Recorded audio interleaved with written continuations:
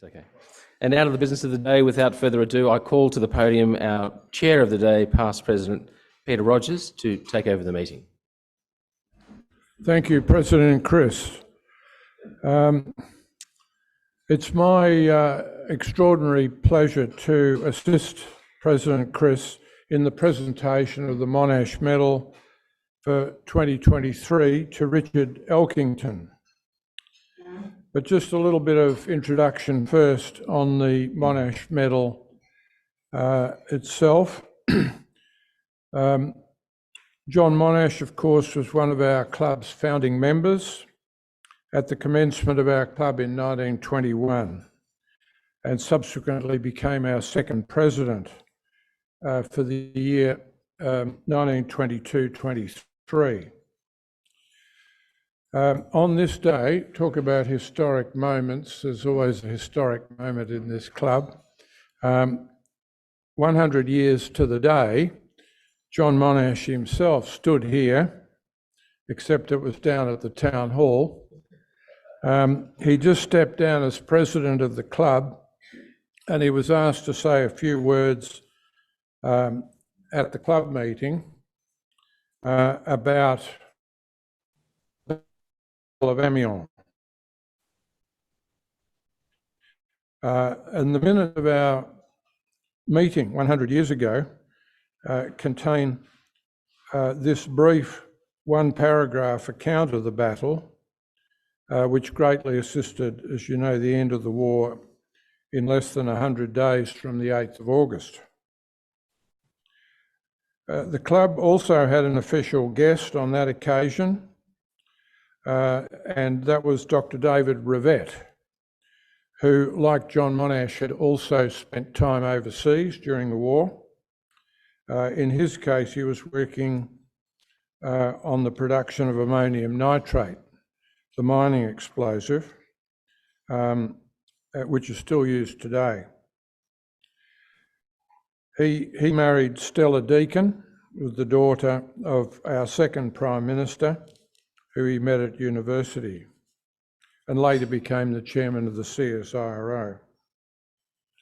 There are other accounts of the Battle of Amiens. Wikipedia is one, but if you look at the Wikipedia entry, virtually word for word, the following words that John Monash spoke 100 years ago today at this club.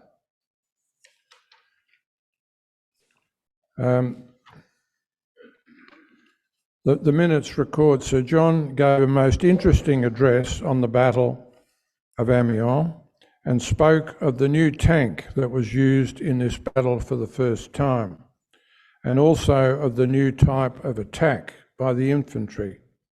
He described how at 20 minutes past 4, and it's still listed in Wikipedia at 20 minutes past 4, in the morning, the Canadian and Australian troops, flanked by the French on that day, pushed forward and before nightfall broke through a frontage of the German lines 12 miles long and stood 5 or 6 miles inside the German lines. 10,000 prisoners were taken by the Australians on that day, and the biggest mobile gun captured during the war was captured by the Australians on that day. So that's straight out of the minutes of our meeting 100 years ago. Sir John's contribution to Victoria extended well beyond his war record, of course, and his counsel to all, and especially students, was adopt as your fundamental creed that you equip yourself for life, not solely for your own benefit, but for the benefit of the whole community. He was a great Australian by any measure. Our club has, since 2010, awarded the Monash Medal to an outstanding Australian for the contribution of that person to the Australian community and beyond. The criteria for the awarding of the medal are 3 things: leadership, integrity, and service. Key Monash values, but core values of Rotary as well. This year, Richard Elkington has been selected for the award of our Monash Medal. Richard was born in Yallourn and raised in Newborough. He has the, I think, unique record of having started in the SCCV as a cadet engineer and finished as the general manager of the Loy Yang Power Station. There may have been others, but and as such, he's a unique awardee for this club in that he has spent his life in the industry which Sir John was so much associated with, the electricity industry in the Latrobe Valley. He's chaired Gippsland Water from 2000 to 2007, a former director of East Gippsland Water. He's supported innumerable local organisations and been chairman of many of them. He has been Grand Master of Freemasons Victoria, a men's fraternity with 7,500 members across the state, with an emphasis on self-improvement and charity to others. Richard was awarded an OAM a year ago in the Queen's Birthday Honours, and the citation said, Gippsland community worker Richard Elkington has been honoured with the Medal of the Order of Australia, OAM, in the Queen's Birthday Honours. Mr Elkington has been cited for service to the community through a range of roles. He has been recognised for a range of community activity, particularly in the promotion of the Latrobe Valley as a former chairman of Regional Development Gippsland and as a former board member of Gippsland Development Limited. President Chris, I would ask Richard Elkington to come and ask you to present the medal to him. I'll now read the citation. Monash Medal 2023. General Sir John Monash is the most significant Australian for his professional, military and community leadership and service before, during and after World War I. Leadership, integrity and service, core values of Rotary, integral in the life of Sir John Monash, are the criteria for selecting the Monash Medal recipient. Award to Richard Elkington OAM for leadership, integrity and service in his outstanding contribution through his leadership in promoting and in community roles in multiple organisations of the Gippsland and Latrobe Valley region.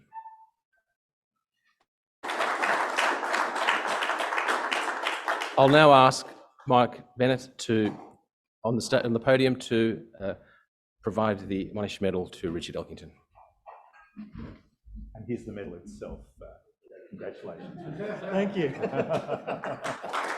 I'll give you a Masonic handshake. There we go. So hold on.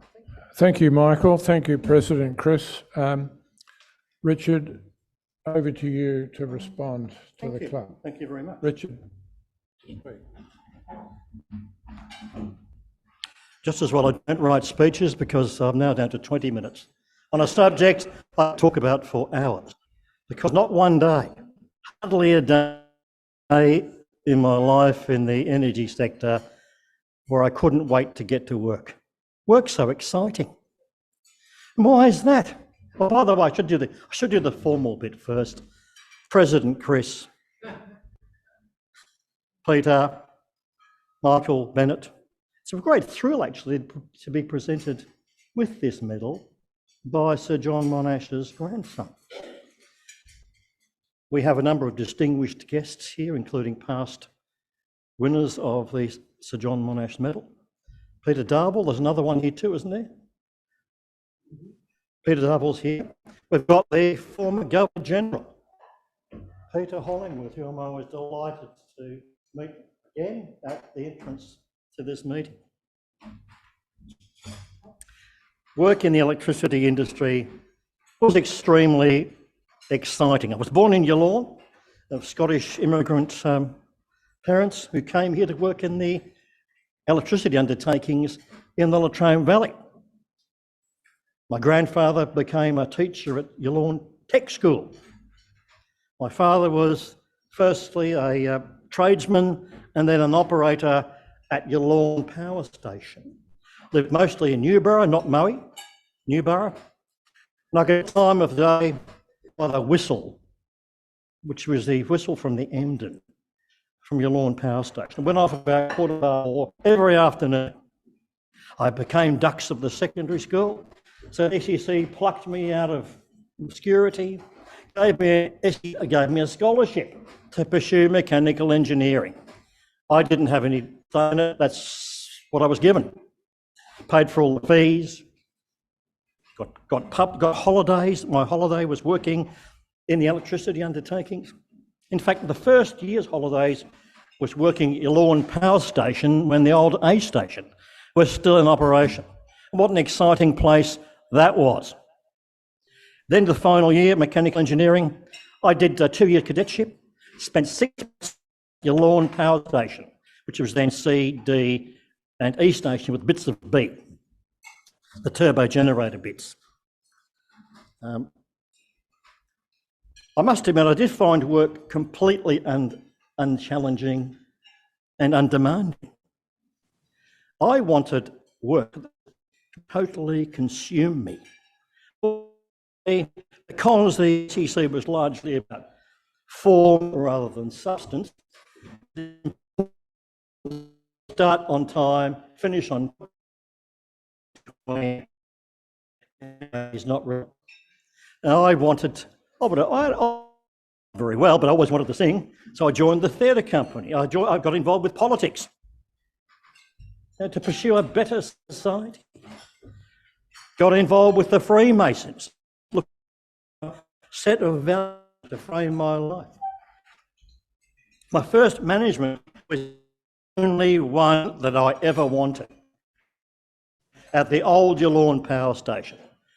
350 people operating the place to produce less than 400 megawatts. That's pretty good productivity, isn't it? Pretty good productivity. And I described the place I was working, I described it as romantic. What I really meant was emotional. And I stepped on the floor where thousands had gone before, since the 1920s. Thousands of river water, circulating water from men still there in the 19th, who'd been there pre-war, who'd been there. They recommended you heat your pie on the turbine bearing between the high pressure and low pressure cylinders of a C station turbo generator. Got exactly the right temperature. I met a fellow who was in the same unit as my father in the Royal Air Force during World War II. There's all sorts of really interesting people, but you had to work through people to get things done. I was captain of the Latrobe River. A couple of things were erected to enable the whole energy system to work in the Latrobe Valley. One was there was a weir created on the Latrobe River, which I managed to manage the right sort of temperatures of the water being discharged. And also the Yallourn Storage Dam, or Lake Narracam, was created in the late 1950s to again provide another 6 gigalitres of water to service the power industry. So the place was steeped in history, and I had this feeling I was walking the same steps that hundreds and probably thousands of men had walked before me. Men who gave their lives, in many cases literally, for the power industry. So what's John Monash got to do with all this, you might ask? Well, his vision was essentially initially realised in the place I started work. Electricity was generated by the house set on the, I think it was the 1st of June 1924. So next year, Yallourn will celebrate 100 years of electricity generation from the Latrobe Valley. Monash recognised the potential of the enormous brown coal deposits of the Latrobe Valley. He saw that the region would become an economic and energy powerhouse, which underpinned the manufacturing strength of Victoria. And I worked in corporate relations, that's the sort of line I used. We've helped to create Victoria as the manufacturing state. What happened to that? What do we make now? So the vision that he and others, I mean, Hyman Herman is actually seen to be the father of Yallourn. Not John Monash, but John Monash drove this. Herman said that Monash was the only real leader that he worked for in 37 years in the industry. So Monash's vision drove the skills, development, the resources, the history, the infrastructure to realise the development of 30% of the world's lignite. We have 30% of this enormous energy source right here in the Latrobe Valley, in Victoria. And many in our society would prefer that it just be concreted over and forgotten about. And I know Barry Jones in a previous speech spoke about the skills of, he enunciated, I think it was the top 11 skills that Monash possessed. What are some of the ones that impressed me? And by the way, there's an enormous amount of research work on the skills possessed by Sir John Monash. He preferred substance over style, which is a real issue in the Freemasons, actually. What I mean by that is, wasn't so concerned about the shininess of someone's boots, or whether they gave the salute correctly, or whether they were properly attired. It was the essential worth of the individual and the contribution he could make to whatever the enterprise was that was important. He was capable of managing and immersing himself in detail when it was required. I'm capable of immersing myself in detail, but I choose not to. So I got here an hour early. He brought people on the journey. For me, this is almost the essence of leadership. Bringing those who work for you, those around you, those whom you're advocating for, bring them on the journey, involve them in the process. He used a conference style to settle on a plan, don't vary from the plan, implement it. He had a huge network of personal alliances. In many ways, that's how I kept my job in the Latrobe Valley. I knew so many people, I'd been there forever. When we were privatised, I was retained because I always assume they didn't know who I knew. He was great at planning and organising. He was very politically astute, Probably like me, I like politicians. I think I understand them. And so I know how to engage with them. By the way, so I shouldn't tell this anecdote, but Ernesto Ciroli, some of you would have heard of Ernesto, practices enterprise facilitation, gives speeches worldwide on the subject.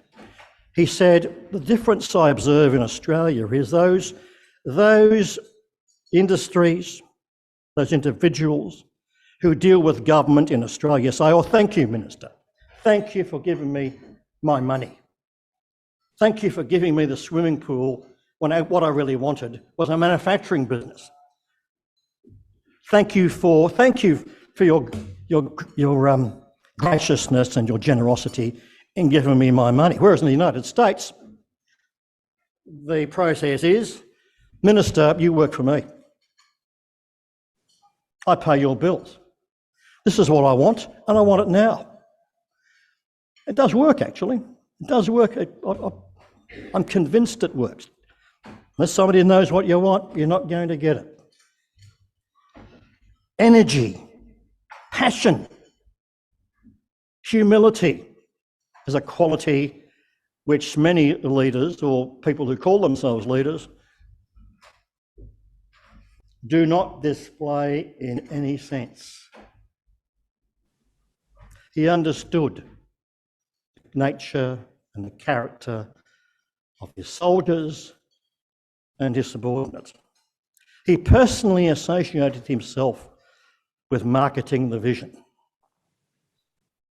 Personally. No hired PR company out there sort of conditioning the masses, conditioning major stakeholders. He did it himself. And I could go on and on and on. There's that many studies being written about Sir John Monash. So what was delivered? What was delivered by that vision? Well, we got your Lawn A station. And then B followed in 1932.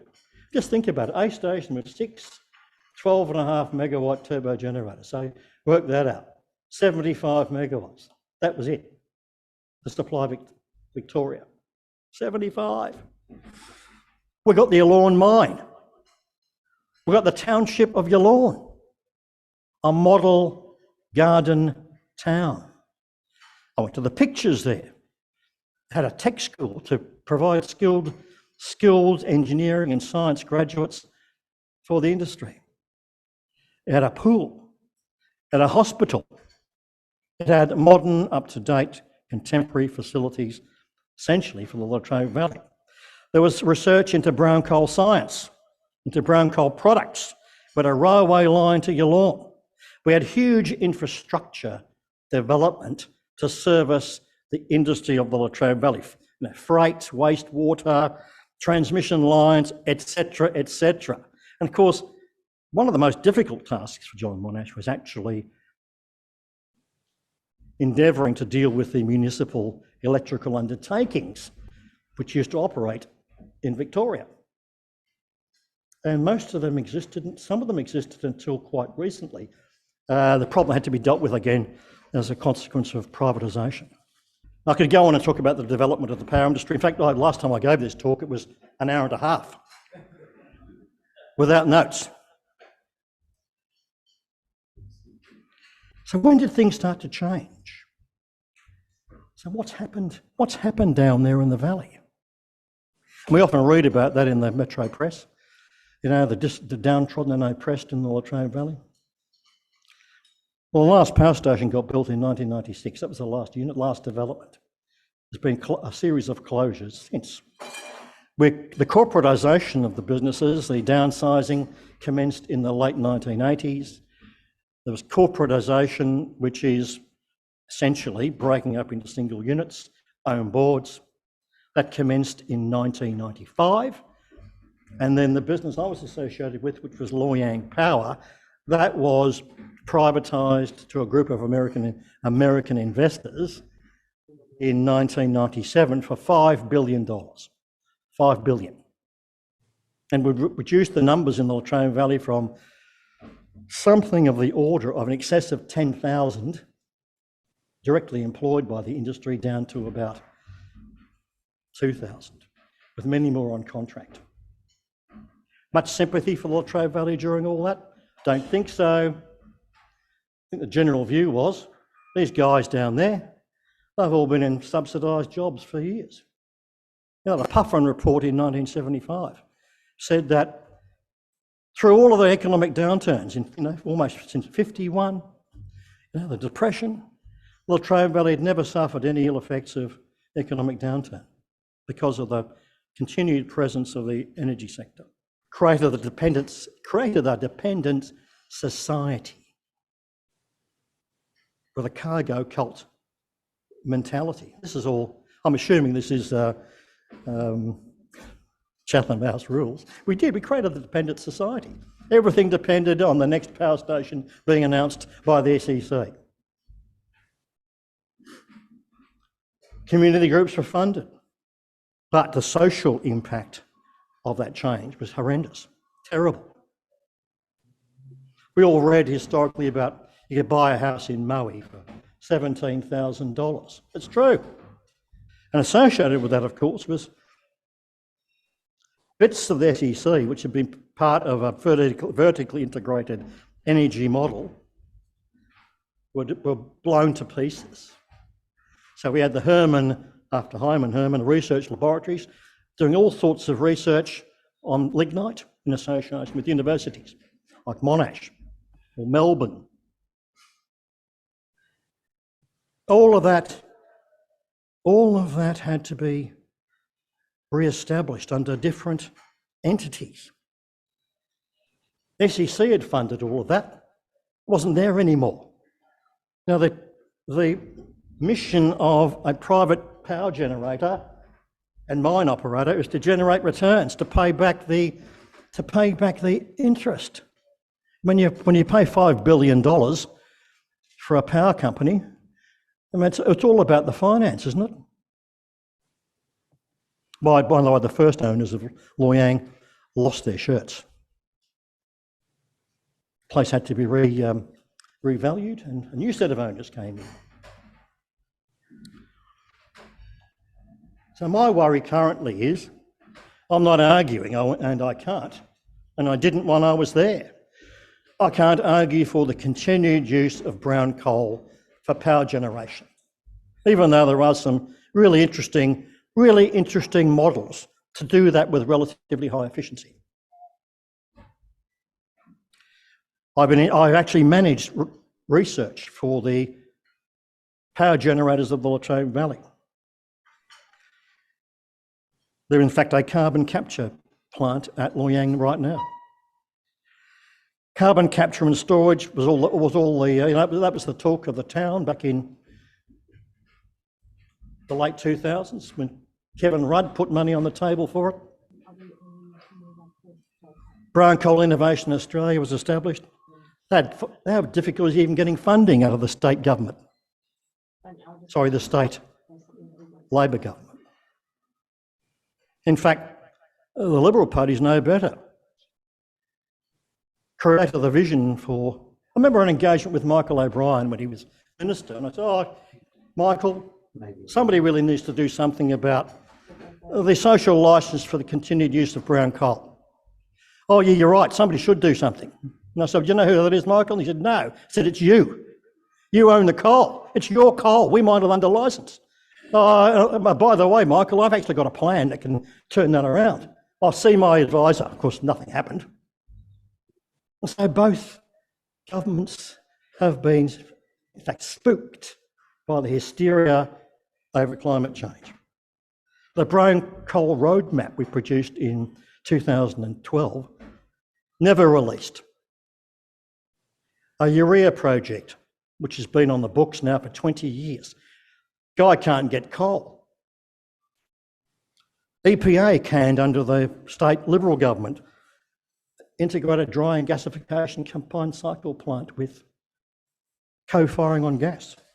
There's a direct injection coal engine, carbon engine. Diesel designed his engines for running on coal, would you believe? I could go on and HESC. Hydrogen seems to be one of the themes of this age, particularly in Japan. State government has said, ministers have said, there'll be no more brown coal projects in Victoria, none. The market's interested, government's not. So there's a few of us in the Latrobe Valley trying to keep the brown coal lignite vision alive. Sir John Monash, SEC, the people who worked there believed in the potential of that vision. It's not just about the emotional attachment I have to the valley and the fact that I eat brown coal for breakfast. It's not about that. It's about the economics. It's about the jobs. It's about the products we need for export, import replacement. And for my For me, it's about a continued prosperous future for Victoria, so I'll keep arguing for it. Thank you very much.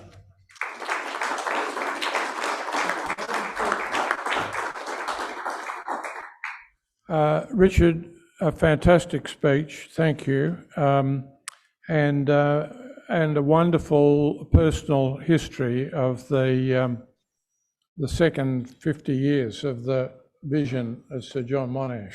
So I'm sure I speak for all of us here when I say thank you to a very worthy winner of the Monash Medal. Thank you. Thank you.